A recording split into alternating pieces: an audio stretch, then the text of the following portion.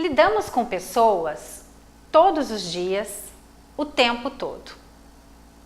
Mas lidar com pessoas não é uma tarefa tão fácil assim, não é? Lidar com pessoas diferentes realmente não é uma tarefa fácil. Sabe por quê? Porque nós somos diferentes uns dos outros.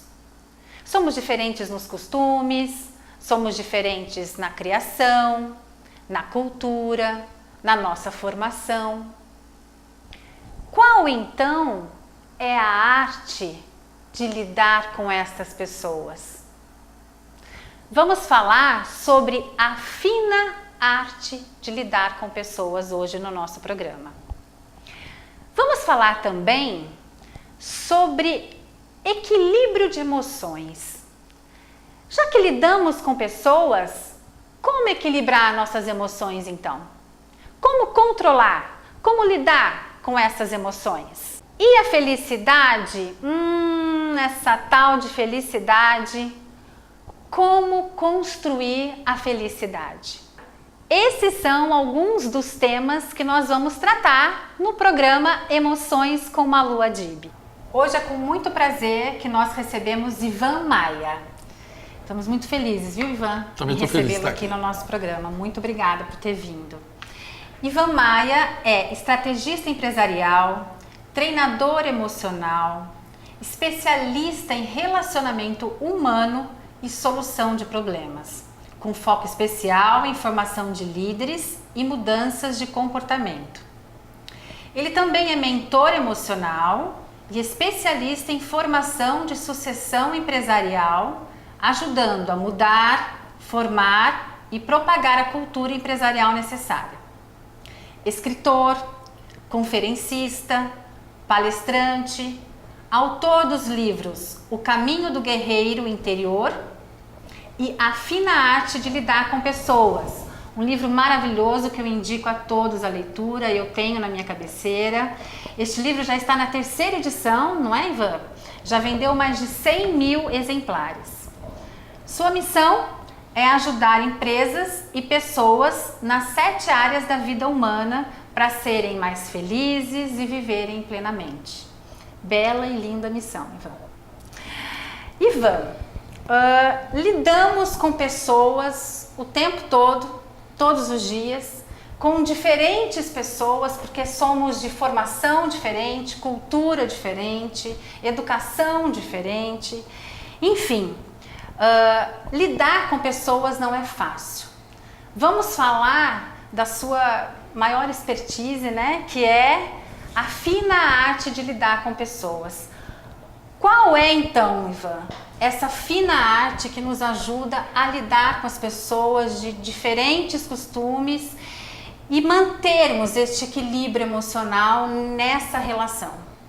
Veja bem, a primeira coisa que nós precisamos entender é que o ser humano mediano, ele está sempre achando o defeito dos outros. Ele acha que os outros é que tem que mudar.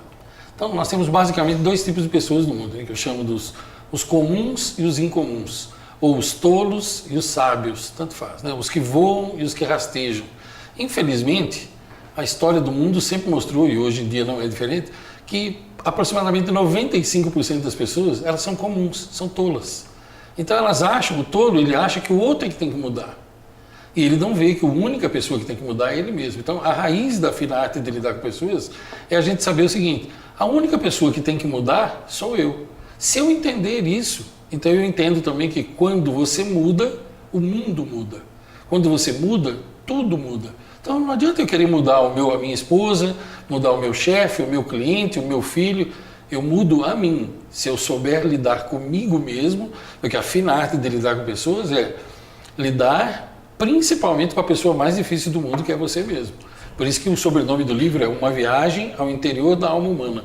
Mas é na minha alma, na sua alma, na alma do leitor. Porque se você entender a si mesmo, então você vai entender as outras pessoas. Porque na realidade, as pessoas somos todos diferentes, né? Estima-se que entre os 70 milhões de pessoas que já passaram por esse planeta desde que ele existe, dos 70 milhões de pessoas nunca houve, nem haverá uma exatamente igual a você que nos assiste.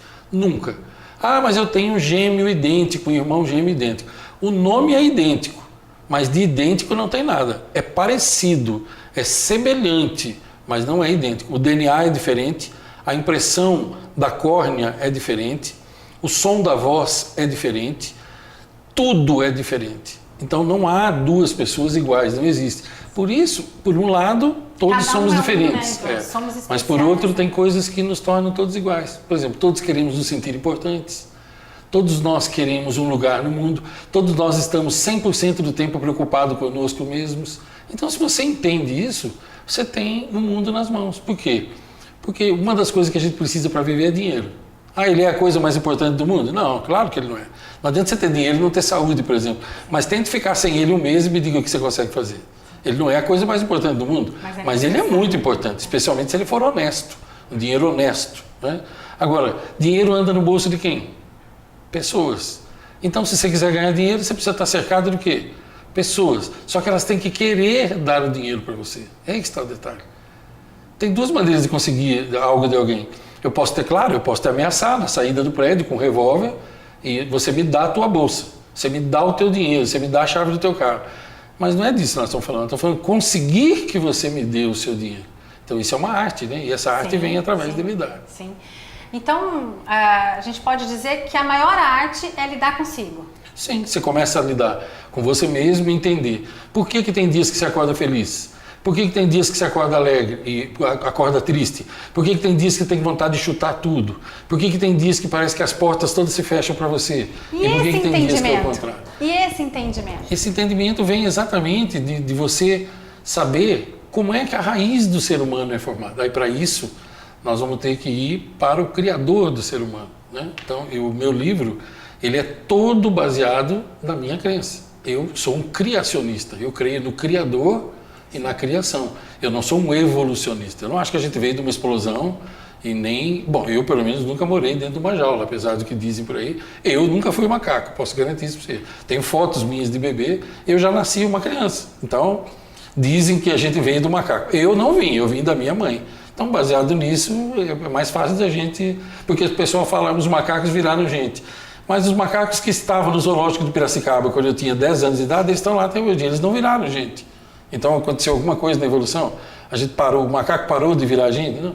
Nós somos pessoas, nós somos diferentes, entendeu? Totalmente diferentes. E ao mesmo tempo, como eu disse, totalmente iguais nas emoções. Todos nós temos emoções, a gente discerne, a gente quer se sentir importante, amado, protegido, a gente quer se sentir valorizado. Porque muitas pessoas me perguntam, que assistem, que acompanham o programa, perguntam: Malu, é tudo muito bonito na teoria, falar que a gente precisa aprender a lidar com as emoções, controlar nossas emoções, mas você consegue? E na prática? Como é que eu faço isso na prática quando eu enfrento um problema, quando eu enfrento uma traição, ou quando eu enfrento um problema no trânsito, ou quando alguém me irrita, ou quando o meu chefe me tira do controle, ou filhos, diversas N situações que nós lidamos com pessoas e passamos por momentos que nos levam a ter raiva, a ter medo, a ter tristeza, a ter ansiedade. E aí, como é que a gente controla isso tudo? É porque a maioria das pessoas, elas ignoram o seguinte: primeiro, é que elas andam, é isso que nós precisamos entender. Agora há pouco eu falei, 95% da população mundial é composto por tolos, são pessoas comuns. Os tolos, por exemplo, eles acreditam nisso, que eles são guiados pelas emoções. Na realidade não, porque veja bem, a tua cabeça, o teu cérebro, ele fica no alto do corpo. E o coração, que figurativamente falando é o centro das emoções, porque é só figuradamente falando, na realidade é no cérebro que tem as emoções, tudo está aqui. Mas vamos falar, coração e cérebro. Então, o raciocínio está acima da razão, acima da emoção, por quê? Que é para a razão governar a emoção. Então tem uma frase que eu gosto muito que diz assim: Deus colocou o cérebro acima do coração, que é para a razão governar a emoção. Se você anda sendo governado pelas suas emoções, é porque você está andando de cabeça para baixo. Entendeu? Então os tolos, eles acham que é assim, que tem uma varinha mágica, você fala de controle emocional, eles querem uma varinha mágica, um Doril. Lembra do Doril? Que tomou um e a dor sumiu. Mas não existe isso. Então, veja bem, as pessoas às vezes falam: nossa, meu dia hoje está complicado, estou atendendo cliente chato e tal. Eu falo: escuta, mas você não leu ou não fez o curso A Fina Arte de Lidar com Pessoas? Você acha que a gente aprende uma matéria dessa para lidar com quem? para aprender a lidar com gente gentil, educado, gente que estaciona direitinho. Não, é para isso mesmo que você tem isso para praticar. Agora as pessoas dizem, mas e na prática? Na prática, você tem que colocar na prática. Só que a pessoa, ela quer ler o livro, ela não quer praticar. Porque para praticar, você tem que abrir mão do seu ego. Sim, exatamente isso que eu ia dizer. Entendeu? Acaba sendo difícil por causa disso. Bom, já é difícil porque a pessoa fala que é difícil. Sim, Aquilo que você fala é o que você grava. Porque, palavras, no meu livro eu ponho aí a primeira lei universal. Chama-se Lei da Transformação. Palavras criam pensamentos, pensamentos criam sentimentos. Sentimentos geram comportamentos e comportamentos definem resultados. Veja, se eu disser que é difícil, vai ser difícil. Se eu disser, hoje será o melhor dia de minha vida até aqui, as minhas palavras criam. Eu atrairei o quê? O melhor dia de minha vida até aqui. Mas o que as pessoas falam já cedo? Hoje vai ser um dia daqueles, que calor infernal, sim. Hoje vai ser não sei o quê, hoje é isso, hoje eu não vejo a hora que termine o dia. Então, quando elas falam isso, o universo faz igual o gênio do Aladim, diz, seu desejo é uma ordem. Eu super acredito nisso também, que a palavra da gente tem realmente poder, né? A gente tem que tomar cuidado com o que fala, né? Prestar atenção naquilo que a gente fala, né? Equilibrar essas emoções nos nossos relacionamentos, no convívio familiar. O que você nos diz sobre isso, Ivan, que você tem sentido na relação das pessoas que te buscam, que te procuram para pedir orientação? Veja bem, tudo começa, é aquilo que sempre nós vamos voltar para o mesmo ponto, é o conhecer a si mesmo, né? É o entender como é que a mecânica humana funciona.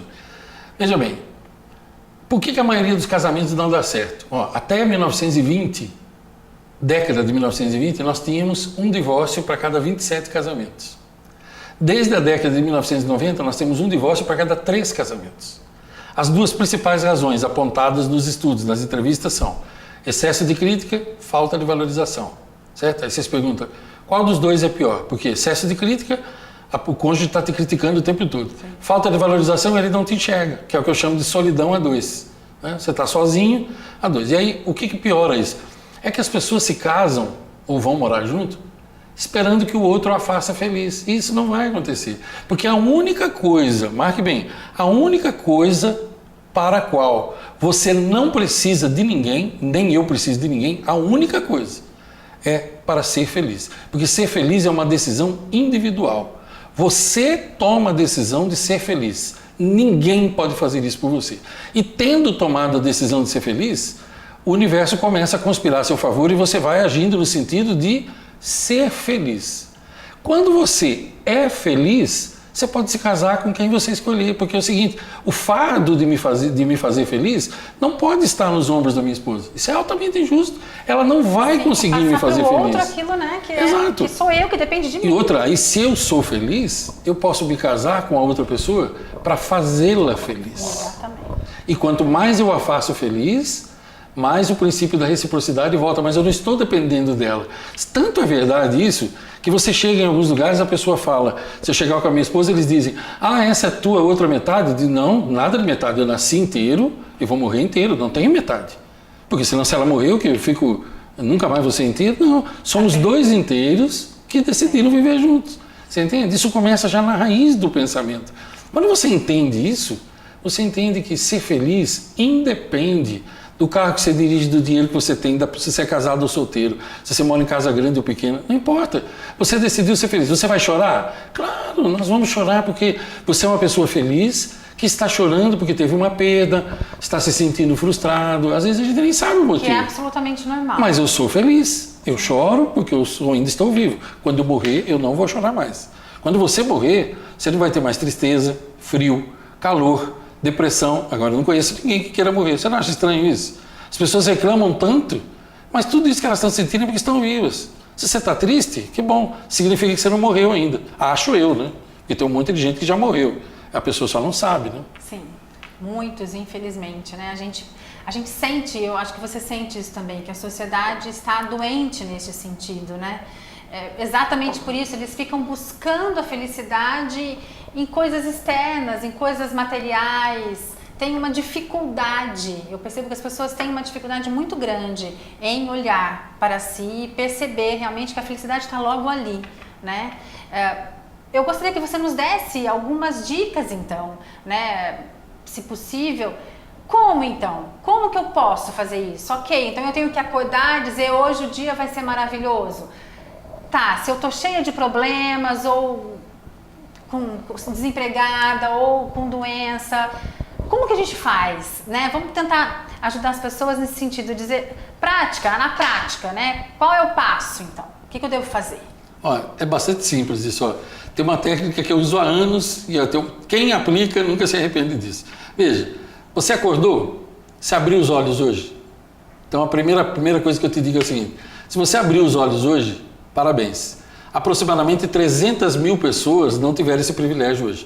Morrem todos os dias de 250 a 300 mil pessoas no mundo inteiro, de causas naturais, fora acidentes, assassinatos e tal. Então veja, você acordou? Só o privilégio eu de estar acordei, vivo, né? Acordei. Que bom, eu já estou vivo. Porque o dia que eu morrer, não terei mais desemprego, não terei contas para pagar, mas eu volto a dizer, não conheço ninguém que queira ir para o cemitério. No cemitério não tem problema. Mas alguém quer ir para lá? Não. E você já pensou se você pudesse falar com alguém que está no cemitério e gritar assim, ó, quer trocar de lugar comigo? Todos trocariam de lugar com você. Só que não podem.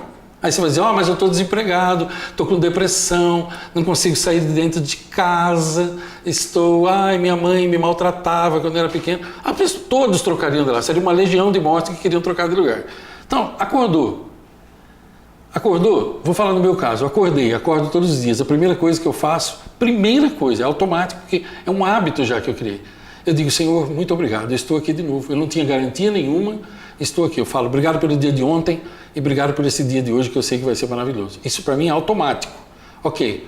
Depois eu começo a orar e agradecer, porque nós temos 2 filhas, eu tenho 3 filhos do meu primeiro casamento, eu tenho 2 netos, eu tenho meus pais vivos, eu tenho um corpo perfeito, eu tenho saúde, um trabalho que eu amo fazer. Aí eu começo a listar tudo o que eu tenho para agradecer. E veja, não me sobra tempo para pensar em nenhum problema que eu tenha. Porque os problemas que eu tenho, eu só tenho porque eu estou vivo. É a prática da gratidão. Acabou, a gratidão. Né? Olha, não tem, as pessoas são ingratas. Exatamente, eu acho que isso é a prática da gratidão. É ter o costume. Você falou uma palavra que eu acho importante. Hábito. É criarmos o hábito, né? Criarmos o hábito de agradecer por estar vivo, por acordar, pelas coisas que nós temos, sejam elas simples, singelas, mas que nós temos e que outros não têm, né? Então eu acho que esse é um fator significativo, porque nós criamos o hábito muitas vezes de reclamar, né? De desejar o do outro, de desejar algo a mais, mas o hábito de agradecer, eu acho que esse algo significativo que faz uma diferença, né? É este hábito da gratidão, né? E eu preciso dizer uma coisa para você que nos assiste. Eu preciso dizer uma coisa que muita gente não gosta de ouvir, talvez você não goste também. Mas se você não gostar, saiba que tem a ver com você, não tem a ver comigo. Quando você não gosta, é porque é verdade. Se não servir para você, você não acha ruim. Então eu vou lhe dizer porque é uma verdade que uma hora ou outra você vai ter que ver. Se você, pelo fato de ter acordado, poder andar, falar, ver, sentir gosto, ter pessoas que você ama na sua vida, tal. Se você não se sente motivado e feliz por isso, então é porque você já morreu e ninguém te avisou. Se for o seu caso, peça para alguém te enterrar, porque lugar de mortos é embaixo da terra e não em cima dela, empesteando a vida dos que estão ao redor. Parece duro, né, falarmos assim, mas eu acho que nós precisamos cutucar mesmo as pessoas para que elas possam se olhar com mais significado, né? Dar atenção a isso, né? Dar atenção ao agradecer pelo que tem, mesmo que seja pouco, pelo estar vivo, a observar isso que você falou agora, né? Poxa, se eu não consigo agradecer, então algo está errado comigo. Ivan, nosso papo tá uma delícia, vamos dar só uma paradinha rápida para o intervalo e voltamos daqui a pouco.